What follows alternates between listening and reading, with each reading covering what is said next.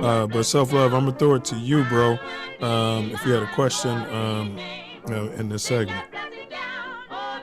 I don't really have a question, more of a statement. Thank you for your work and your service, for putting that out, putting it together and putting it out, because it's important for people to get amazing stories. We're pounded and pounded and pounded with negative images and negative the news and things of that such. So we need something to balance it. Absolutely. Thank you. Thanks for the words of encouragement. Facts. And if you guys, if production can stop those, you guys' camera. So we're here with Mrs. Trisha Mann-Grant.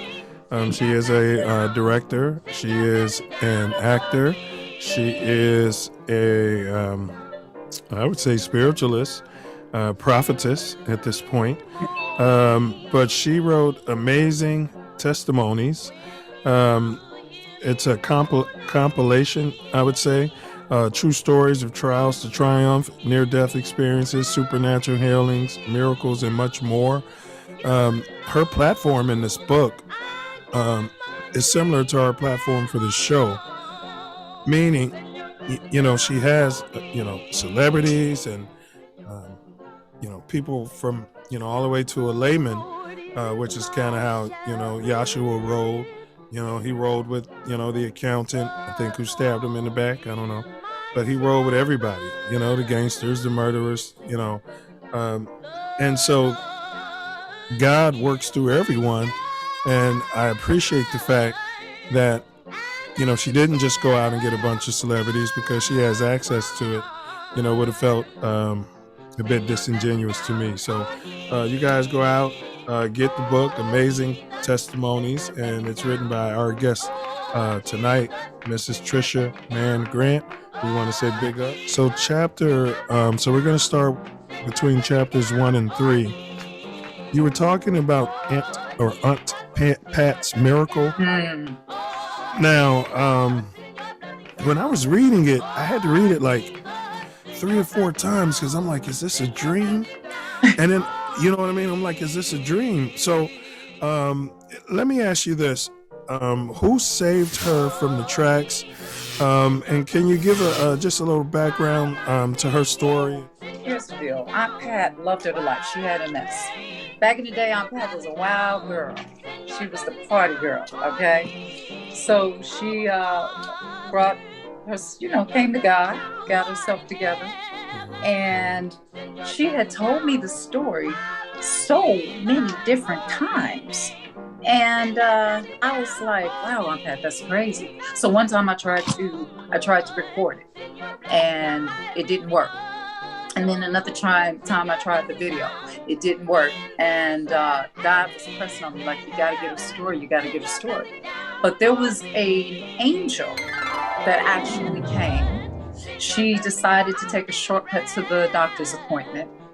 And she went over a track with her wheelchair. Now, Aunt Pat was she was a healthy girl. And she was in one of those electronic wheelchairs, which we all know are about 150 to 300 pounds, depending on which one it is. So that, coupled with her weight, was a lot. And she remembers vividly that there was a car wash off in the distance.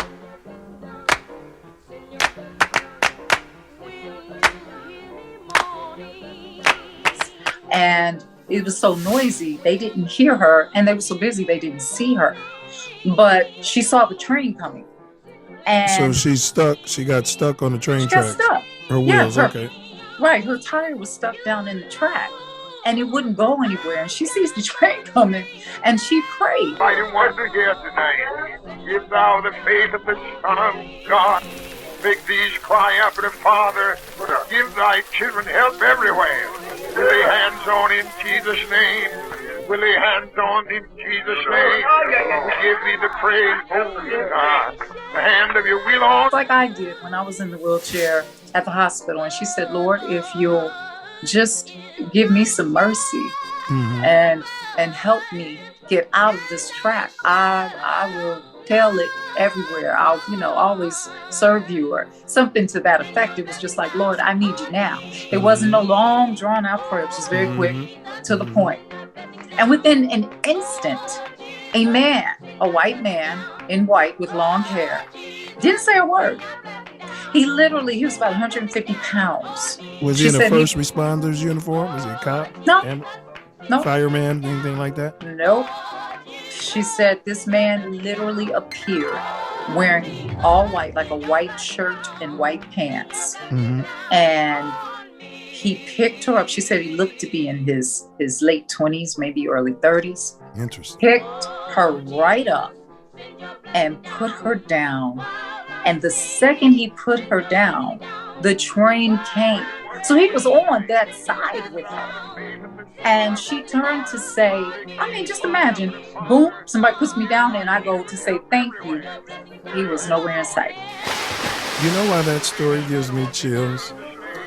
I've seen evidence, quote unquote, video evidence of similar occurrences. You too, self, where somebody's about to get hit by a car or whatever, and this white thing comes and they're gone, and the person looks around, so, when I'm reading, your wonderful book, it's kind of reinforcing certain things, that people are testifying to, and then we'll have video evidence, quote unquote, and we still can't believe it. We still can't believe it. I think I read somewhere where God says, if I came down on earth and shook you, would you believe it was me? You know what I mean? Oh, that was an alien.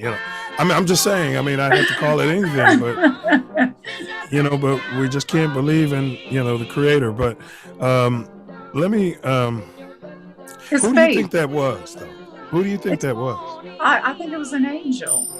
The first time I started seeing angels, I think I was in my mid-30s, and I would see sparks of big balls of light in certain people's homes. What's going on? This is Be sure to subscribe to my channel if you haven't already, because subscribing makes you feel. Do you still have them?